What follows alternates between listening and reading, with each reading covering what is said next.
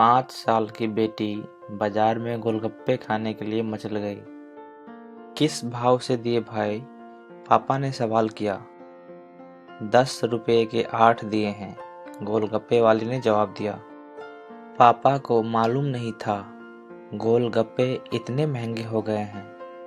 जब वे खाया करते थे तब तो 1 रुपए के 10 मिला करते थे।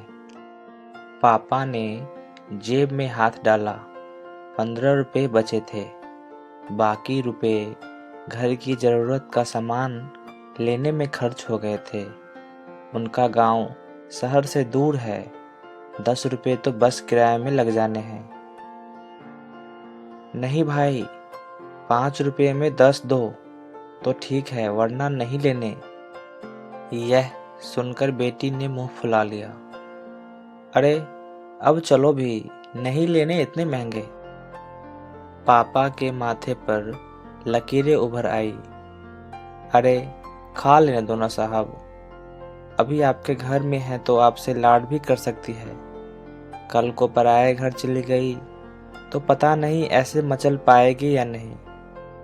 तब आप भी तरसोगे बिटिया की फरमाइश पूरी करने को।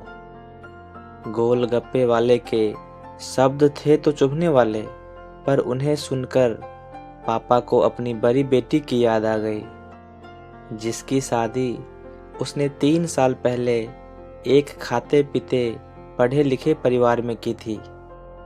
उन्होंने पहले साल से ही उसे छोटी छोटी बातों पर सताना शुरू कर दिया था। 2 साल तक वह मुट्ठी भर के रुपये उनके मुंह में ठूसता रहा, पर उनका पेट बढ़ता ही चला गया। और अंत में एक दिन सीढ़ियों से गिरकर बेटी की मौत की खबर ही मायके पहुंची। आज वह छटपटाता है कि उसकी वह बेटी फिर से उसके पास लौट आए और वह चुन चुन कर उसकी सारी अधूरी इच्छाएं पूरी कर दे। पर वह अच्छी तरह जानता है कि अब यह असंभव है। दे दूं क्या बाबूजी? गोलगप्पे वाले की आवाज से पापा की तंद्रा टूटी। रुको भाई 2 मिनट। पापा पासी पंसारी की दुकान थी, उस पर गए जहां से जरूरत का सामान खरीदा था। खरीदी गई 5 किलो चीनी में से 1 किलो चीनी वापस की तो 40 रुपये जेब में बढ़ गए। फिर ठेले पर आकर पापा ने डबडबाई आंखें पोंछते हुए कहा, अब खिला दे भाई, और हाँ, तीखा जरा कम डालना, मेरी बिटिया बहुत नाजुक है। सुनकर 5 वर्ष की गुड़िया जैसे बेटी की आंखों में चमक आ गई और पापा का हाथ कसकर पकड़ लिया। जब तक बेटी हमारे घर है, उनकी हर इच्छा जरूर पूरी करे। क्या पता आगे कोई इच्छा पूरी हो पाए या ना हो पाए। ये बिटिया भी कितनी अजीब होती है, जब ससुराल में होती है तब मायके जाने को तरसती है।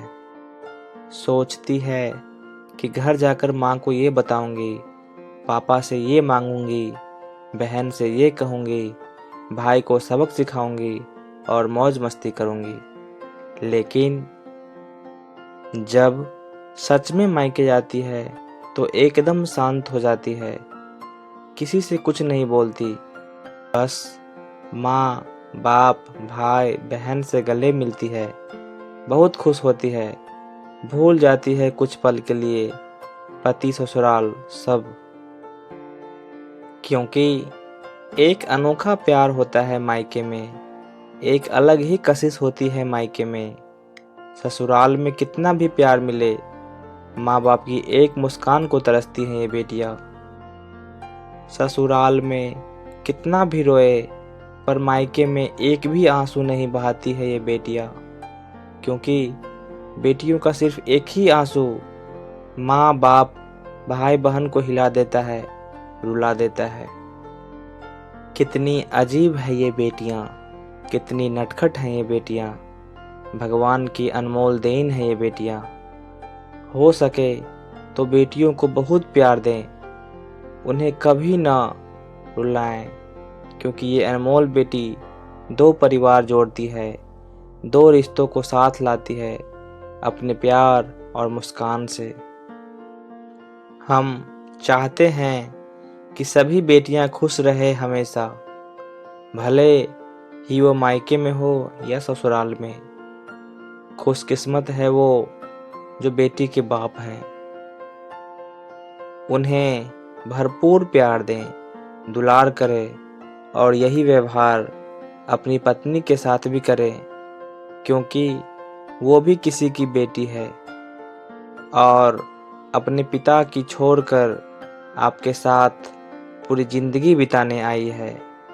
उसके पिता की सारी उम्मीदें सिर्फ और सिर्फ आपसे है।